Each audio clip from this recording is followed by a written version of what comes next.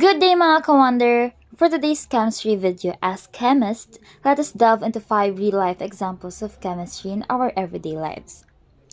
For our first example, let us have food. Food is something we encounter in our everyday living. But did you know there is chemistry even in our food? Various chemical interactions take place in a heterogeneous combination, such as a plate containing numerous ingredients. For example, heat enables meat's proteins to denaturate, altering its composition when you prepare a stew. It has an impact on flavor and texture.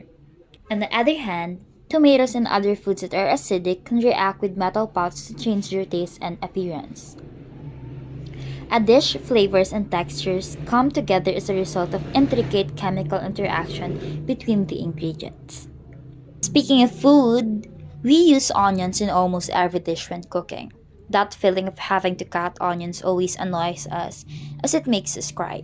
But how do onions exactly make us cry when cutting them? Let's find out. Onions produce the chemical irritant as known as synpropanasal S oxide. It stimulates the eye's lacrimal glands so they release tears. The process goes as follows. Lacrimatory factor synthase is released into the air when we cut an onion. The synthase enzyme converts the amino acids sulfoxides of the onion into sulfenic acid. The unstable sulfenic acid rearranges itself into synpropanasal S oxide. Then the synpropanasal S oxide gets into the air and comes into contact with our eyes. The lacrimal glands become irritated and produce the tears. So now you know why we cry when we're cutting onions. The next example still has something to do with food.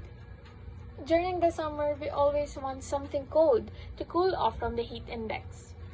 Now, did you notice how ice always floats in water or in any beverage?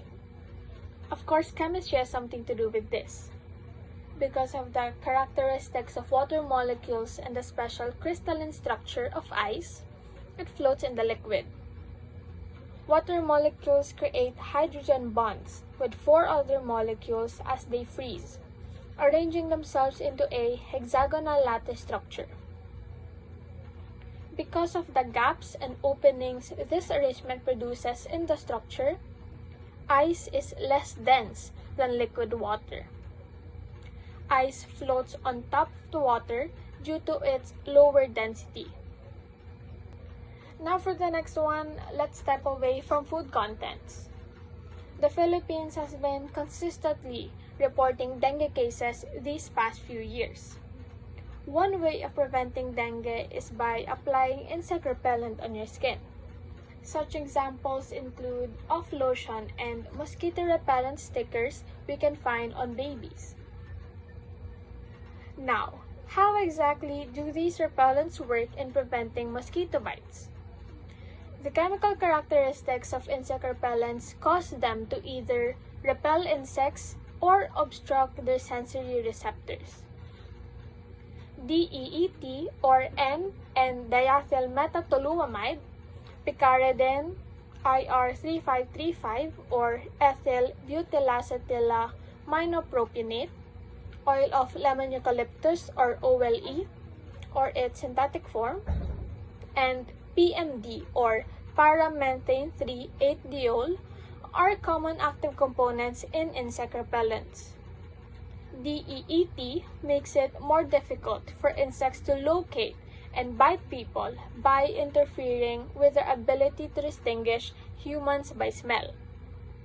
Picaridin has a gentler fragrance and is less greasy than DEET, but it works similarly. The insect's capacity to detect the scent of human skin is impaired by RR3535.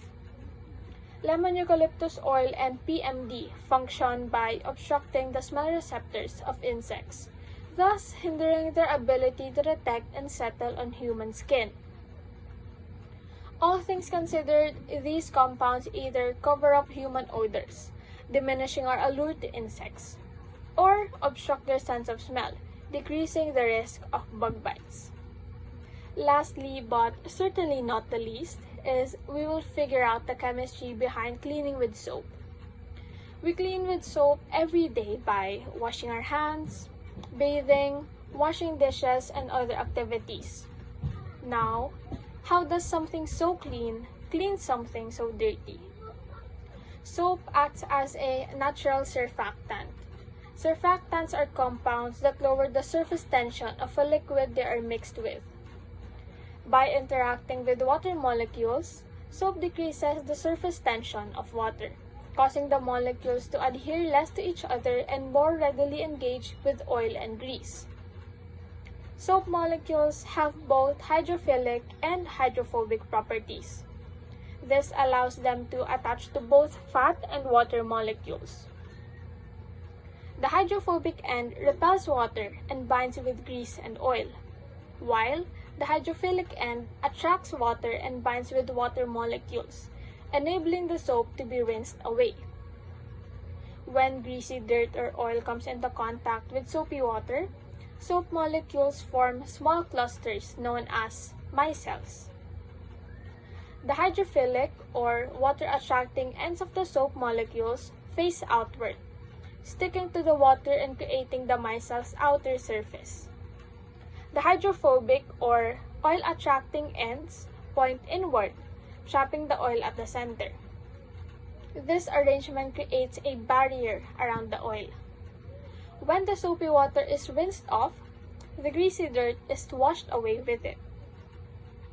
When you wash with soap and water, the soap molecules latch onto the fat molecules and pull them off the skin into the water. As you rinse, the fat and germs are removed from the skin. Therefore, the primary reason soap cleanses and sanitizes is that it effectively washes everything off the skin. To conclude everything that has been said in this video, chemistry is very important in our everyday life even if we don't notice it.